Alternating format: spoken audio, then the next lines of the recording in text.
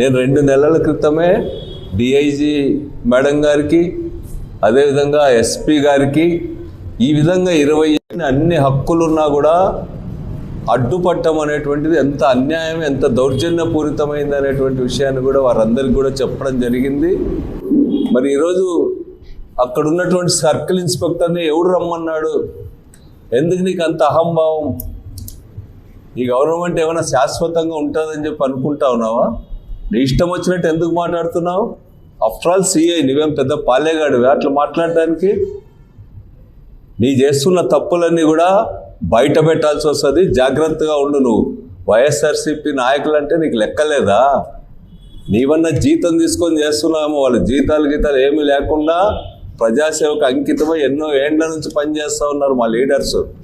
వాళ్ళని మాట్లాడే హక్కు, చులకనగా మాట్లాడే హక్కు నీకు ఎవడిచ్చినాడని చెప్పి అడుగుతా ఉన్నా. ఇట్లా విర్రవీగితే బొక్కబోర్ల పడాల్సి వస్తుందని చెప్పి సిఐ గారికి హెచ్చరిక చేస్తూ ఉన్నా. అదేవిధంగా కేశవ్ గారికి నీ ఆర్థిక శాఖను వెలగబట్టు.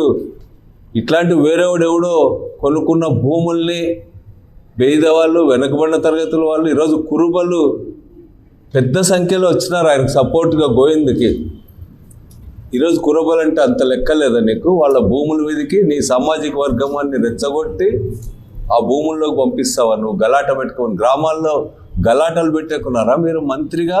నీకేం తెలియదా? ఎవడికి రైట్స్ ఉన్నాయి? ఎవడు సాగు చేసుకోవాలా?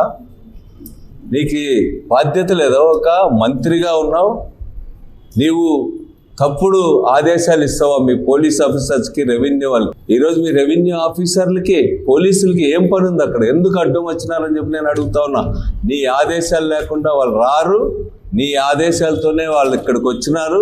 ఇట్లాంటి తప్పుడు పద్ధతులతో వైఎస్ఆర్సీపీని దెబ్బ కొట్టాలని అనుకోవద్దు.